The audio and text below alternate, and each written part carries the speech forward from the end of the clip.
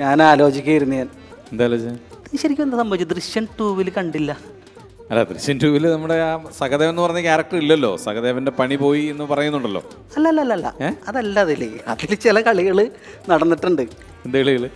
അതറിയാണ്ട് ഷാജോൻ അത് അറിയാഞ്ഞിട്ടാണ്.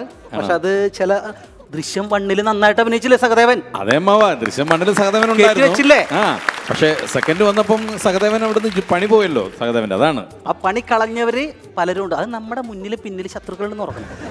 മനസ്സിലായില്ലേ? അതായത് നമ്മൾ ശ്രദ്ധിക്കണം, ഈ ഫീൽഡിൽ നിൽക്കുമ്പോൾ നമുക്ക് പണി കിട്ടും. നമ്മൾ ആരെയും വിശ്വസിക്കരുത് ആദ്യം തന്നെ. മനസ്സിലായില്ലേ? അപ്പൊ അത് ശ്രദ്ധിക്കണം. എന്ന് വെച്ചാല് തൊട്ടടുത്തിരിക്കുന്ന ആൾക്കാർ വരണം. ഞാൻ സൂക്ഷിച്ചോളാം. ഇപ്പൊ ഞാനിവിടെ നിൽക്കണില്ലേ? എന്തുകൊണ്ടാണ്? എന്താണ്? കഴിവേറെ ഉള്ളത് കൊണ്ട്. കഴിവുണ്ടെന്ന് ആദ്യമായിട്ടാണ് ഒരാൾ ഇങ്ങനെ ഒന്ന് പറയുന്നത് ആദ്യം. മനസ്സിലായില്ലേ? അവസ്ഥ അങ്ങനെ പോയി. കാരണം നമ്മള് ശിഥിലമാക്കി കളി വിട്ടിട്ട്. ദൃശ്യം 2 ഞാൻ ഷാജോൻ ഉണ്ടെന്ന് കരുതി കാണാൻ വേണ്ടി ഞാൻ പോയി. നോർത്ത് റെയിൽവേ സ്റ്റേഷനിൽ തലേദിവസം രാത്രി റെയിൽവേ സ്റ്റേഷനിൽ ചെന്ന് ദൃശ്യം റിലീസിങ്ങനെ എന്നെ കാണാലോ എന്ന് എഴുതിയിട്ട് അവിടെ ചെന്ന് കഴിഞ്ഞപ്പോൾ പോലീസ് ഈ കൊറോണയുടെ പ്രശ്നങ്ങളുടെ കാരണം എന്നെ പുറത്തേക്ക് ഓടിച്ചു വിട്ട് അവിടെ അത് നിർത്തിയില്ല. എങ്കിലും നമുക്ക് കാണണമല്ലോ, നമുക്ക് ഷാജോനെ കാണാൻ മതിൽ എന്നുള്ള ഇതിൽ ഞാൻ അവിടെ ഇരുന്നു. ഹലോ അമ്മാവ, ഈ ദൃശ്യം 2 കാണാൻ വേണ്ടി നിങ്ങൾ എന്തിനാണ് നോർത്ത് റെയിൽവേ സ്റ്റേഷനിലോട്ട് പോയത്? തലേ ദിവസം പിള്ളേരൊക്കെ വാട്സപ്പ് വഴിയൊക്കെ വാർത്ത മെസ്സേജ് ഇട്ടിട്ടുണ്ടായിരുന്നു. എന്ത് പ്ലാറ്റ്ഫോമിലാണ് റിലീസ് ആവണേന്ന് പറഞ്ഞിട്ട്. പിന്നെ നമ്മള് ചേട്ടാ അത് ആ പ്ലാറ്റ്ഫോം അല്ല. അപ്പൊ സൗത്ത് പ്ലാറ്റ്ഫോമിലായിരുന്ന? ഇതൊക്കെ നേരത്തെ ഒന്ന് പറയണ്ടേ? അതൊരു OTT പ്ലാറ്റ്ഫോം എന്ന് പറയുന്ന ഒരു പുതിയ സംഭവം ഉണ്ട്. അതിനകത്താണ് അത് വന്നത്. തേടിലൊരു പിടി പിടിച്ചാലോ? ദൃശ്യം തേടിലൊരു പിടി പിടിച്ചാലോ എന്ന്. തേട് ഞാൻ ഇറക്കുന്നുണ്ട്. അല്ല, തേടിന്റെ സ്ക്രിപ്റ്റ് ഞാൻ എല്ലാം ഫിനിഷ് ചെയ്ത് കഴിഞ്ഞൊക്കെയാണ്.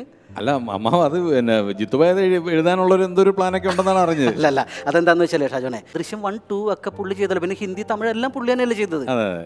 ഈ ഒരു പടം എന്നെ കൊണ്ട് ചെയ്യിക്കാൻ ഒരു അവസരം മേടിച്ചെന്നൂടെ?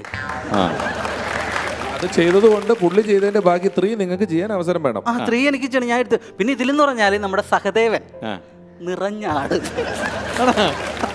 അപ്പൊ നമുക്ക് എന്തായാലും നോക്കാം, ശ്രമിക്കാം. ഒപ്പം കൂടെ കേശവനും. അതാരാ? ലാലട്ടനില്ലപ്പോ? അല്ല, അതിപ്പോ 1ലും 2ലും വന്നല്ലോ.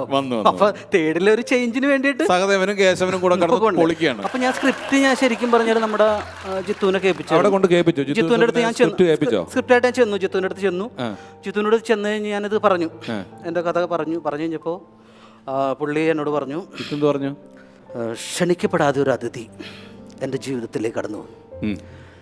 എൻ്റെ ഫീൽഡിനെ ശിഥിലമാക്കാൻ കഴിയുന്ന ആ വ്യക്തിയെ ഞാൻ പറഞ്ഞു വിട്ടു. ഒറ്റ അടി കാരണം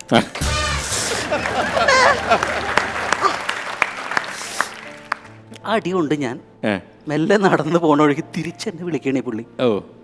ഇനിയും നീ സ്ക്രിപ്റ്റായിട്ട് വന്നാൽ ഒരിക്കലും തിരിച്ചറിയാത്ത ലോകത്തേക്ക് നിന്നെ പറഞ്ഞു വിടൂന്ന്. പറഞ്ഞു പോമാ. പിന്നെ ഞാൻ പോയിട്ടില്ല.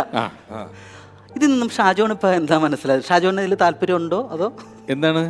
അല്ല, എന്റെ ഈ പടത്തില് ഞാൻ ഇപ്പൊ തന്നെ പറഞ്ഞു വിടണോ? ആരും അറിയാത്ത ചേട്ടൻ. അതെ, ഇപ്പൊ ഞാൻ പറഞ്ഞെന്തറിയാമോ? ചേട്ടൻ ചെന്നു, കിട്ടിയത് കിട്ടി. ഇനി വലിയ നാണക്കേടാകാതിരിക്കാൻ ചേട്ടനായിട്ട് ഇത് ആരോടും ഇനി പറയാൻ നിൽക്കാം.